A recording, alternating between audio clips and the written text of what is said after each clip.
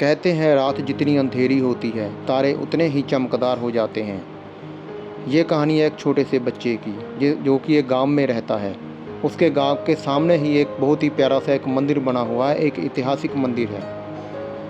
आजकल लोग वैसे जो चीज़ें हमारे नज़दीक होती हैं उनकी वो कोई भी कदर नहीं करते। वो कभी भी मंदिर में नहीं गया था, सोचता रहता था आज चला जाऊंगा, कल चला जाऊंगा। उसके दोस्त चले जाते थे, उसके माता पिता चले जाते थे, उसको बुलाते थे कि भाई मंदिर में चला करो, कभी नहीं गया। दूर शहर में चला जाता, वहाँ पर मंदिर होते वहाँ पर चला जाता। लेकिन कहते हैं जो चीज़ हमारे पास होती है हमें उस चीज़ की कदर नहीं होती। नहीं जा रहा था वहाँ पर। ऐसी समय बीतता गया बीतता गया। एक दिन रात को उसको स्वप्न आया। स्वप्न में उसने देखा कि कोई इंसान उसको मार रहा है, बहुत ज़ोर से मार रहा है और इसको बहुत ज़्यादा चोट वगैरह लगी है और तकलीफ़ हो रही है। जब इंसान का इसने डरावना शक्ल देखी, उसका चेहरा देखा, तो इसकी आंखें खुल गई।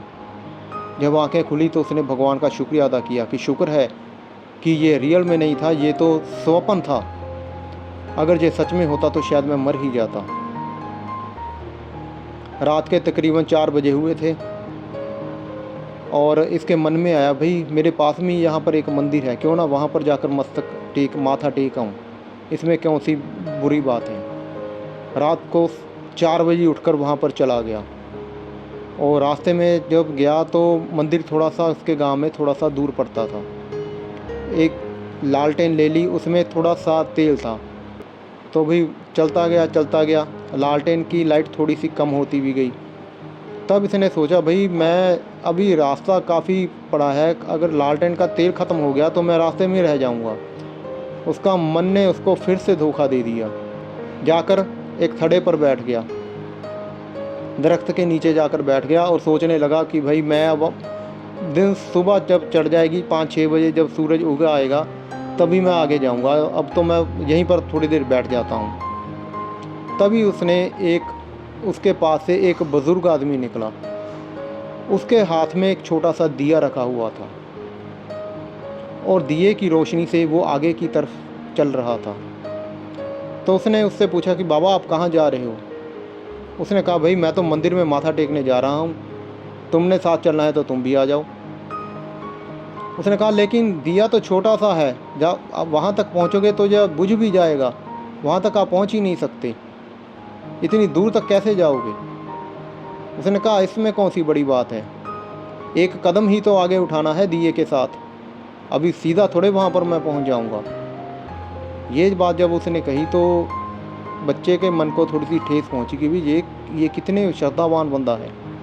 ये कह रहा है सिर्फ एक कदम ही तो आगे उठाना है, एकदम सीधा थोड़े मैं वहाँ पर पहुँच जाऊँगा। ज़िंदगी में हम जब भी कोई स्टेप उठाते हैं तो सिर्फ एक कदम ही उठाते हैं, सीधा अपनी मंजिल तक कोई भी नहीं पहुँच पाता। मंदिर तक जाना है तो एक एक कदम चलकर ही जाना पड़ेगा, सीधा आप उड़कर वहाँ मंदिर तक नहीं पहुँच सकते।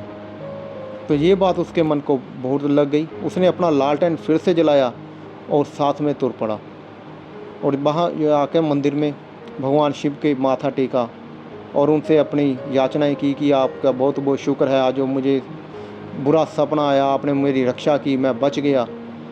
मेरे मन को बहुत ज़्यादा ठेस पहुंची थी और इस बुज़ुर्ग आदमी ने जो मुझको नसीहत दे दी है इसके लिए भी आपका बहुत बहुत धन्यवाद।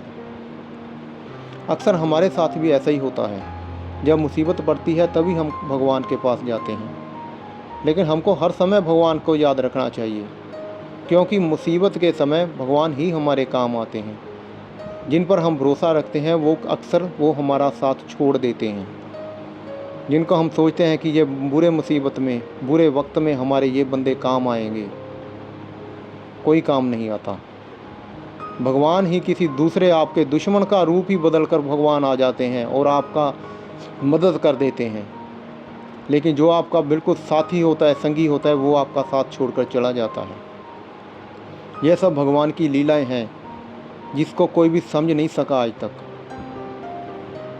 आज की वीडियो सिर्फ यहीं तक दोस्तों, फिर मिलेंगे आपको अगली वीडियो में। तब तक के लिए सबका थैंक यू।